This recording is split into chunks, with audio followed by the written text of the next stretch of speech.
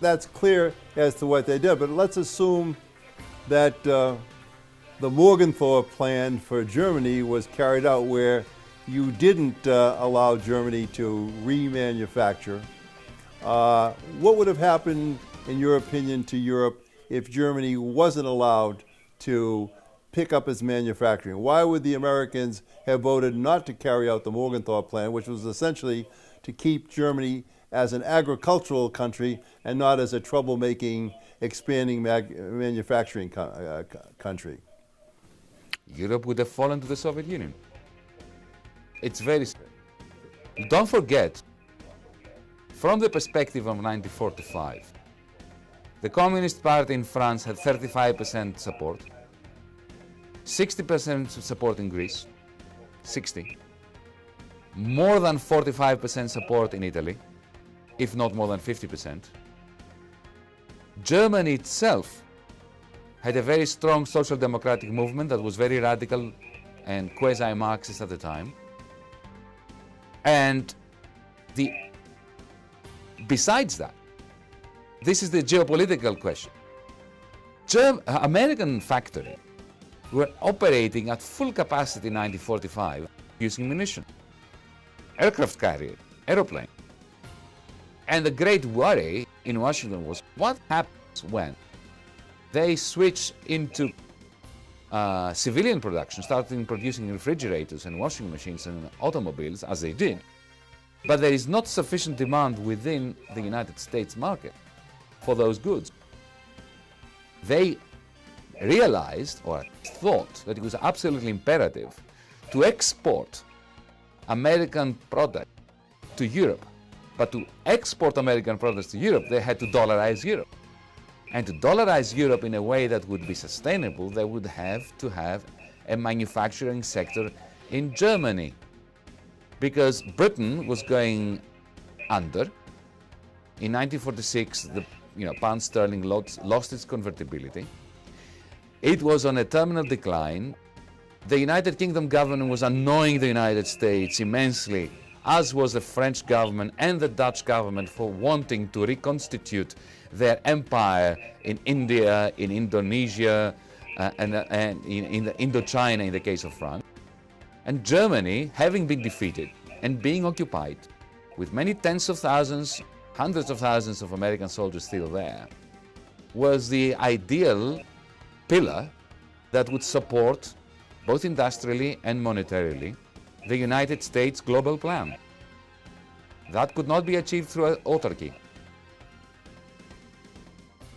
But you realize, of course, that ultimately the American working and middle class would suffer in terms of lost job opportunities and so forth.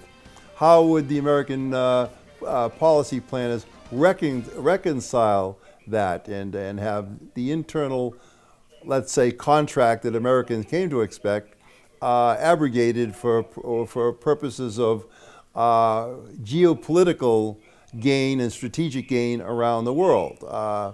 How would they have addressed that problem, or did they just avoid that problem and assume that it was just part of market forces that created that and just leave it at that? Of course, history does not concur with what you said. The 1950s and 1960s was a period, a golden century for American middle class. There was indeed no conflict between support of Germany and Japan and the creation of this global system and the interests and well-being, the welfare of the vast majority of Americans. The system actually worked very well. I think its downfall was due to two things.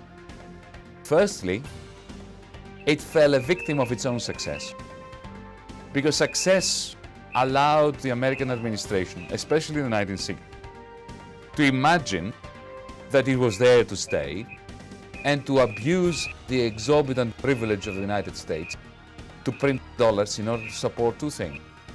Firstly and primarily, the Vietnam War.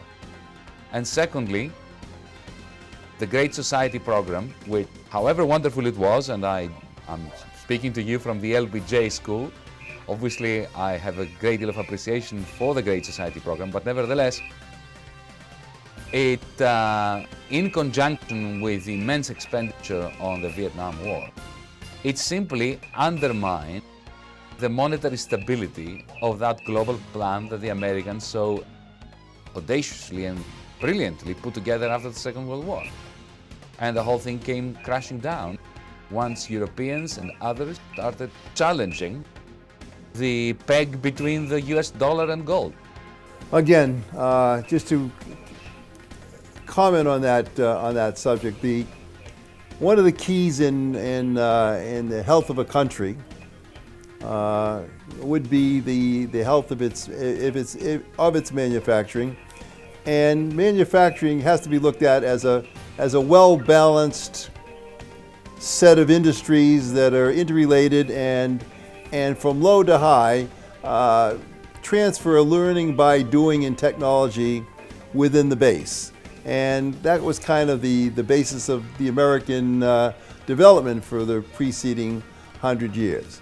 By outsourcing, let's say, or the fact that you allowed the two dominant countries in Asia and in Europe to start manufacturing, and in effect we started outsourcing, we lost some of our competitive edge, at least in the middle and lower ends of manufacturing. And I suppose the plan is felt that we would retain enough of the high-tech edge, and because of our dollar strength and the privilege of the dollar, we could certainly subcontract and buy anything we needed. Of course, the problem would be unemployment in the United States would rise, and once Germany and Japan reached the same levels of development we did, their unemployment would rise. But yet, Japanese and German unemployment did not really rise, but ours did, and it's created to this day increasing social pressure. Do you consider that's a fair trade-off, or that American planners would have considered that a fair trade-off for the privileges of empire? Let's be historically accurate here. In the 1950s and 60s, unemployment in the United States did not rise significantly. Unemployment was not a problem. And also in the 1960s, you had a massive diminution, a massive reduction in poverty level, which has to count as a major success story, right? The problem was that the United States, unlike Germany and unlike Japan in particular, did not have an industrial policy. So I agree with you on this. The industrial policy in the United States, even to this day, is effectively the military-industrial complex, which is a major industrial policy, right? It's not insignificant. I mean, all the advances in the electronics sector, in IT technologies and so on, came from that. So they are not to be scoffed at. But the problem in the United States was that there was this bifurcation. There was industrial policy only through the military-industrial complex, and the rest of the industries were simply left to their own devices, and they were the ones that fell prey to the increasing competitiveness of Japanese and German industries. There is another element too that the United States effectively did not take into consideration seriously, and that's where they they dropped the ball in a sense. The relationship between finance and industry, both in Germany and in Japan. The relationship between the banks and industrial conglomerates is very tight. Financial capital was never allowed to run riot and to acquire a zeitgeist of its own. They were always intermingled, the interests of finance and industry. This is something that America did not attempt, and it was to its detriment. But the big problems that you are referring to, the outsourcing, massive outsourcing, and the rise in unemployment, and the de-skilling of labor, and the reduction in the real wages of American blue-collar workers, which have not been reversed since 1973, 74, 75. These are not the causes of the 1971 collapse of Bretton Woods. No, they are the result of it, because they followed after 1971. They did not precede the end of Bretton Woods. So Bretton Woods and the global plan that I described is a pretty spectacular success. overall, except that the American authorities assumed that that success would go on forever.